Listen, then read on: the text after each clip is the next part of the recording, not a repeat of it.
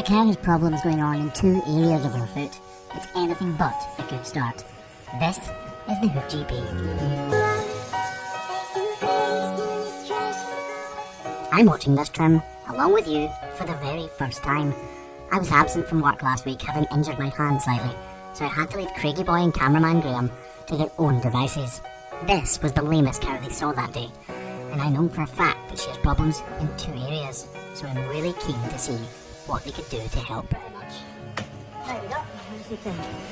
Seems as if she might even have a sole also around this side. I don't know if it's all linked, but yeah, she has got a sole also on this side as well. Let's have a look at this problem, see if it all links up together. So I'll try and slip my knife underneath. These types of problems are incredibly difficult to deal with. Trying so hard not to interrupt any of that. Well, exposed tissue. I might have to actually drop this panel. Right.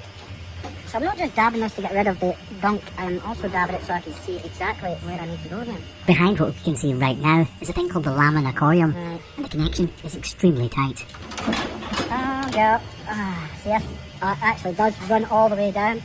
You see that now, she's not liking me doing this. This is why I chose to use the knife rather than the grinder, because she kicks while I've got the grinder in my hand. No, I don't know, because I'm not someone digging out my foot with a knife.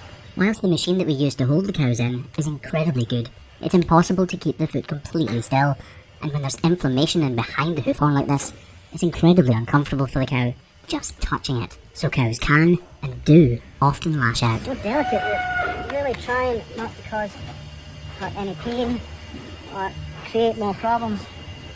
If I don't take away all this jagged hoof horn that's irritating the problem, it's not going to heal.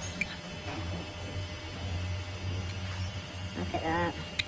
What Craig is uncovering is the absolute root of this cow's problem. This horn here is extremely solid, so I might actually have to pull out the grinder. To be honest, he's just done exactly as I would have done. This trim needs to speed up, and that hoof horn is incredibly tough. So it is coming all the way down here, so I need to remove all this loose hoof horn.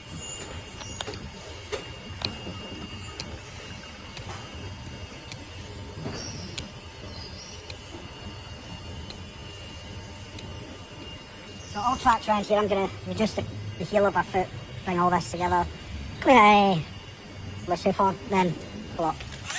Right now I can't tell whether or not that hole in the typical sole ulcer site that you can see right now connects up with that white line problem. I suspect the two are linked in some way. So it all kind of comes round to this sole ulcer area as well.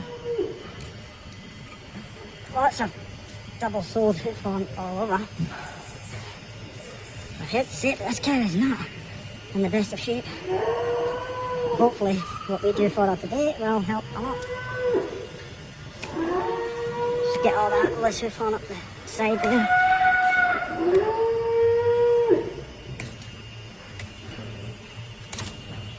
Getting rid of all this will actually really help the healing process, so I don't expect it to fix her, but hopefully the antibiotics and anti-inflammatories that the farmer will be giving her will help take away the problem. There isn't actually even, I feel like there isn't actually even really a sole ulcer there. It actually came to nothing.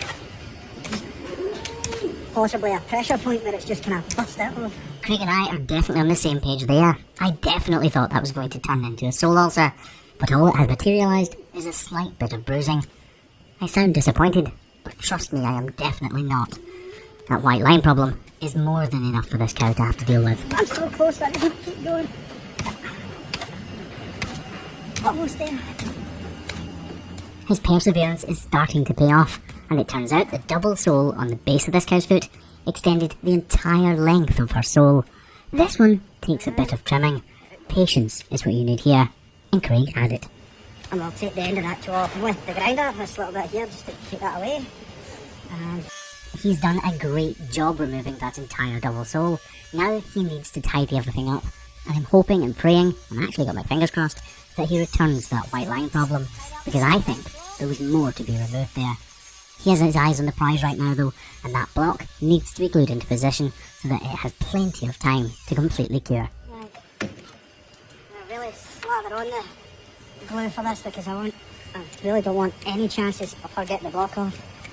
I'll even put some score marks in her foot to make sure it's got some grip to it. Right, block. Right. Take that out of there, I no longer need it. Ah, lovely hoof grip pull. I absolutely love this green glue. It's one of my proudest moments, to be honest. Bringing something like this to market is fantastic. He just gives it a little stir, and on it goes. My glue has went hard. Spray it, put a bandage on, and leave it. So I've took all the loose hoof on that I can take away. There's a slight bit right there, actually. I'll just get that. I was genuinely thinking, no, you've missed a bit, when he said it, and now he is getting the job done properly. So I've took off all the loose hoof on that I can take, and now all that's left to do is put on a bandage and send her on our way. Go in the drainage runner, like so, and then I'll let the cow down and you can give her a jag before she goes. I know my thoughts, but this is the first time I've seen her walk. Clearly, it is agonising for her.